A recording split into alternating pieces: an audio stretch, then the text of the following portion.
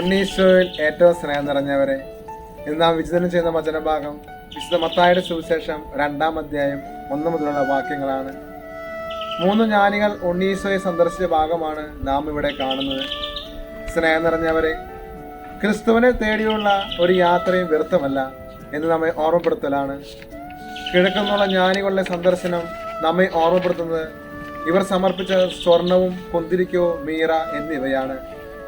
Jesus of നാസറത്ത് എന്ന പുസ്തകത്തിൽ ഇങ്ങനെ രേഖപ്പെടുത്തിയിരിക്കുന്നു: കുന്തിരിക്കമെന്നത് മിശിഹായുടെ ദൈവത്വത്തെയും സ്വർണമെന്നത് മിശിഹായുടെ രാജ്യത്വത്തെയും മീറ എന്നത് അതിൻ്റെ മനുഷ്യത്വത്തെയും സൂചിപ്പിക്കുകയാണ്. പുൽക്കൂട് തൊട്ട് തുടങ്ങുന്ന അവൻ്റെ സഹനം കാൽവരിയിലെ കുരിശുമരണത്തിലാണ് അവസാനിക്കുന്നതെന്ന് ഇവിടെ സൂചിപ്പിക്കുകയാണ്. നഷ്ടത്തിൻ്റെ പിന്നാലെയാണ് ഇവർ യാത്ര പുറപ്പെടുന്നത്. ഇതിലെ ഒരു കാര്യം വ്യക്തമാണ്: ലോകത്തിലെ സകല സൃഷ്ടികൾക്കും ദൈവത്തിൻ്റെ സാന്നിധ്യം ദൈവത്തിലേക്ക് വെളിപ്പെട്ടിരിക്കുകയാണ്. കിഴക്കുന്നുള്ള ഈ നക്ഷത്രം എല്ലാവർക്കും ദൃശ്യമായിരുന്നു.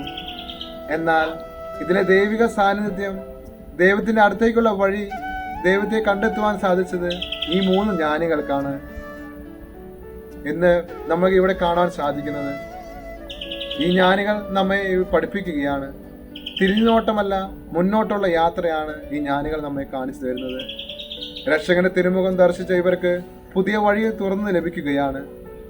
സ്നേഹത്തിൻ്റെയും കാരുണ്യത്തിൻ്റെയും ഒരു പകർന്നു നൽകുന്ന ഒരു വലിയൊരു പ്രകാശമാണ് ഇവിടെ നമുക്ക് കാണാൻ സാധിക്കുന്നത്. ഈ പുൽക്കൂടിൽ ജ്ഞാനികൾക്ക് രക്ഷകനായ ഈശോയുടെ അടുത്തേക്കുള്ള വഴി കാണിച്ച നക്ഷത്രത്തെ പോലെ മറ്റുള്ളവർക്ക് നല്ലൊരു പ്രകാശമായി തീരുവാൻ, നല്ല വഴികാട്ടിയാകുവാൻ നമുക്ക് ശ്രമിക്കാം. അഗതികളുടെ അമ്മയായി മാറിയ ഒരു വിശുദ്ധയുടെ കഥ ഞാൻ ഓർക്കുകയാണ്.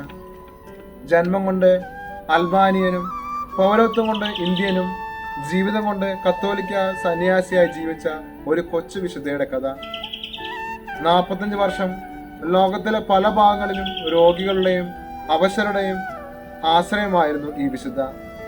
കൊൽക്കത്തയിലെ അഴുകി നരകിച്ചു കിടക്കുന്ന ആയിരങ്ങൾക്കും ലോകത്തിന് നാനാഭാഗത്ത് വരുന്ന ആളുകൾക്ക്, പട്ടിണി കിടക്കുന്നവർക്ക് ഭക്ഷണവും നാവ് നനയ്ക്കാൻ വെള്ളം നൽകാൻ ഉറ്റവരും ഉടയവരും ഇല്ലാതെ മരണാസനത്തിൽ കിടക്കുന്നവർക്ക് ആശ്വാസവും സ്വാതന്ത്ര്യം സ്പർശനമായി നൽകിയ അമ്മ.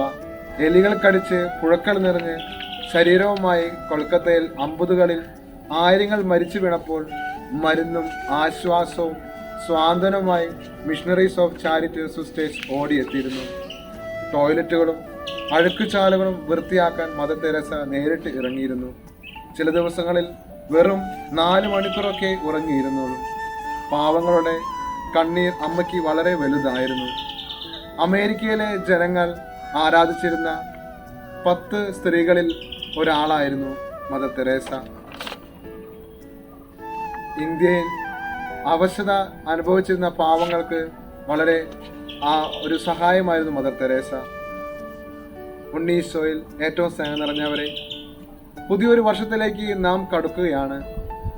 ഇന്നേ ദിവസം നമുക്ക് നമ്മെ തന്നെ സമർപ്പിച്ച് ജ്ഞാനികൾ ഈശോയിലേക്ക് അടുക്കുവാനായി വഴി കാണിച്ചു കൊടുത്ത നക്ഷത്രത്തെ പോലെ മറ്റുള്ളവർക്ക് നല്ലൊരു പ്രകാശമായി തീരുവാനും സ്നേഹത്തിൻ്റെയും സമാധാനത്തിൻ്റെയും സന്തോഷത്തിൻ്റെയും നല്ലൊരു ജീവിതം നയിക്കുവാനായി, കൃപ ലഭിക്കുവാനായി നമുക്ക് പ്രത്യേകം പ്രാർത്ഥിക്കാം. ദൈവം എല്ലാവരെയും അനുഗ്രഹിക്കട്ടെ.